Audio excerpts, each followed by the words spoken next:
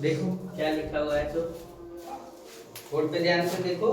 सुनो, हम लोग क्लास 8 का साइंस, क्लास 8 का क्या लिखा हुआ है, साइंस।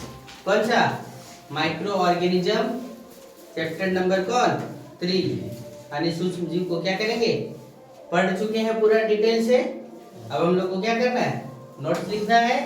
देखो क्या लिखा हुआ है।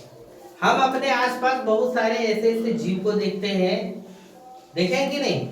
कुछ जीव जो है ऐसे हैं जो क्या होता है, आंख से देख जाता है। बड़े बड़े जीव हैं वो किसे, आंखों से दिख जाते हैं। लेकिन कुछ जीव ऐसे हैं जो हम जब तक दूरबीन नहीं लगाएंगे तब तक दिखाई पड़ेगा क्या, नहीं पड़ेगा। यानी ये क्या है, यह सब सूक्ष्म जीव है। यह सब कौन सा है, सूक्ष्म जीव है। कुछ सूक्ष्म जीव इतने इतने छोटे होते हैं कि उन्हें देखने के लिए केवल और केवल सूक्ष्मदर्शी यंत्र चाहिए। क्या चाहिए, सूक्ष्मदर्शी यंत्र के द्वारा ही देखा जाता है। सूक्ष्म जीव को मुख्यतः कितने भागों में, 4 भागों में बांटा गया है। सूक्ष्म जीव को मुख्यतः कितने भागों में बांटा गया है, 4 भागों में। कौन कौन, पहला जीवाणु, दूसरा कवक, तीसरा प्रोटोजोआ और चौथा क्या, शैवाल। चौथा कौन है, शैवाल। ये तो 4 मुख्यतः हो गया। हम एक एक्स्ट्रा लिख दिए, कौन सा, विषाणु। क्या लिखते हैं, विषाणु। देखिए आगे और क्या लिखा हुआ है। सबसे पहले हम लोग एक एक करके जानेंगे कि बैक्टीरिया क्या है, जीवाणु, कवक क्या है, ये सब क्या है जो आपके बुक में दिया हुआ है। सबसे पहले देखो जीवाणु। जीवाणु क्या है, एक कोशिकीय जीव है। कैसा जीव है, एक कोशिकीय प्रोकैरियोटिक सूक्ष्मदर्शी जीव है। इसका आकार, प्रोकैरियोटिक मतलब क्या, अविकसित है। प्रोकैरियोटिक मतलब क्या, यह विकसित कोशिका है। इसमें इसका आकार कुछ मिलीमीटर तक होता है। इनकी आकृति गोल या छड़ के आकार का होता है ना। इसमें केंद्र का अभाव रहता है। प्रोकैरियोटिक मतलब क्या, केंद्र का अभाव रहता है, यानी अकेंद्रिक है। कोशिका भित्ति युक्त है। एक कोशिकीय सरल जीव है जो सर्वत्र पाया जाता है, हर एक जगह पाया जाता है। जीवों के शरीर के अंदर भी पाया जाता है। तभी ना भोजन हम लोग इतना इतना मटन चिकन खाते हैं, चावल खाते हैं, सब क्या होता है, पच जाता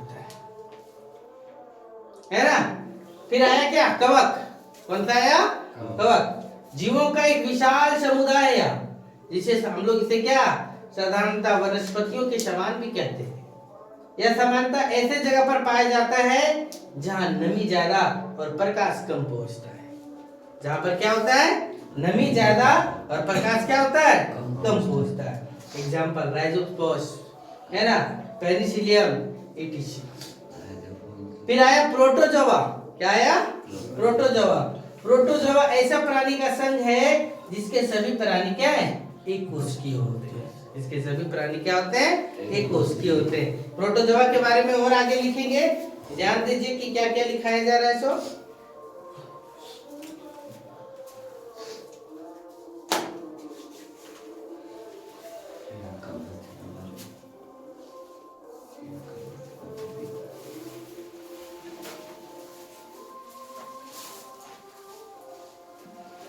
यह अर्थात इसमें भोजन का पाचन, इसमें क्या, जनन, पाचन, श्वसन तथा उत्सर्जन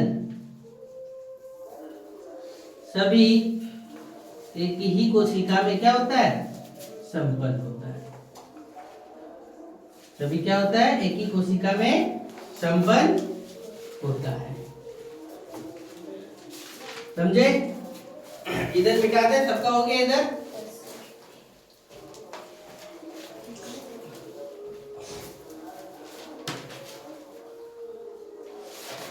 ध्यान से देखो,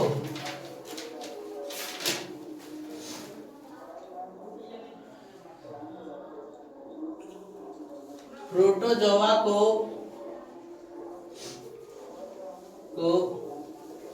सामान्यतः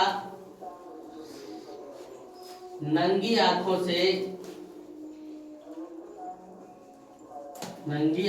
से नहीं देखा जा सकता है। प्रोटोजोआ को क्या किया जा सकता है? नंगी आंखों से नहीं देखा जा सकता है। प्रोटोजोआ को सामान्यतः इसका एग्जाम्पल कौन होगा? अमीबा, पैरामीशियम,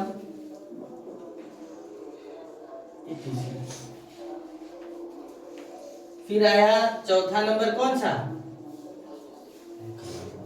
शैवाल। चौथा नंबर कौन आया? शैवाल, जिसको हम लोग क्या बोलते हैं? ये अलगी। क्या बोलते हैं? अलगी। शैवाल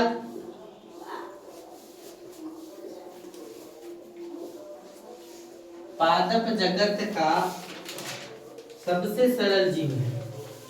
पादप जगत का क्या है? सबसे सरल जीव है ना? जो प्रकाश संश्लेषण की क्रिया को, जो प्रकाश संश्लेषण, समझ में आ रहा है ना? प्रकाश संश्लेषण, पेड़ पौधे अपना भोजन बनाते हैं इसकी प्रक्रिया से। जो प्रकाश संश्लेषण की क्रिया द्वारा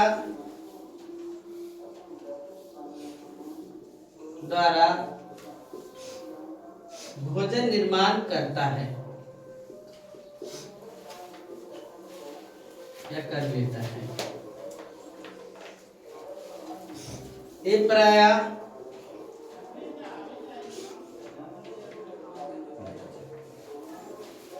हरित लवक, है ना, युक्त संवहन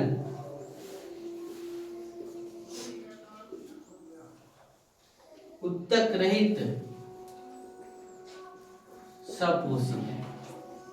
अर्थात सिंपल सी भाषा में जब प्रकाश संश्लेषण की प्रक्रिया कर लेता है तो अपना भोजन क्षमता बनाता होगा, और जब अपना भोजन क्षमता बनाता होगा इसका मतलब सीधा सीधी क्या, उसमें क्या होगा? क्लोरोफिल पाया जाता होगा। उसमें क्या पाया जाता होगा? क्लोरोफिल पाया जाता है। इसका शरीर सदृश होता है।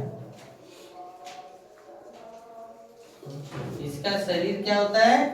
सदृश। सदृश मतलब क्या? देख सकते हैं। एग्जाम्पल क्लेमाइडोमोनस, क्लेमाइडोमोनस और स्पाइरोगाइरा।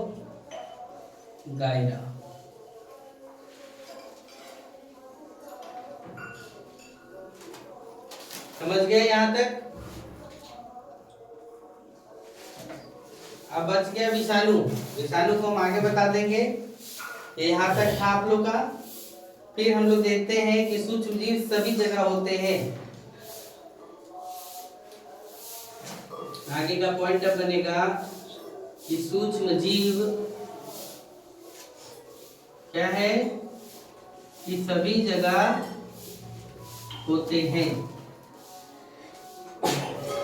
यह बर्फीली शीत में भी,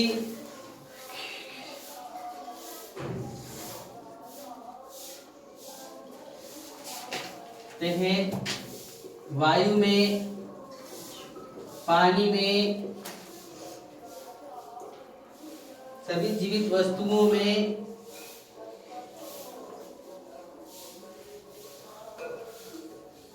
सभी जीवित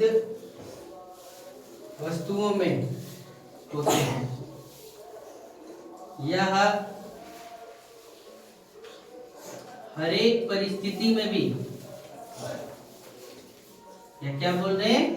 हर एक परिस्थिति में भी में रहने योग्य होते हैं। ये क्या है? सूक्ष्म जीव जो है वो क्या?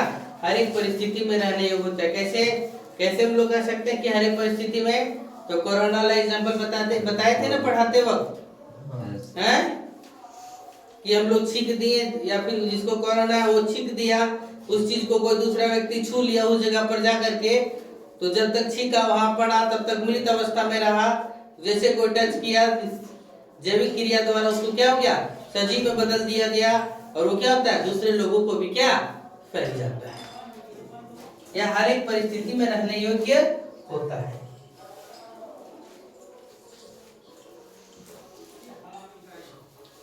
इधर हुआ क्या?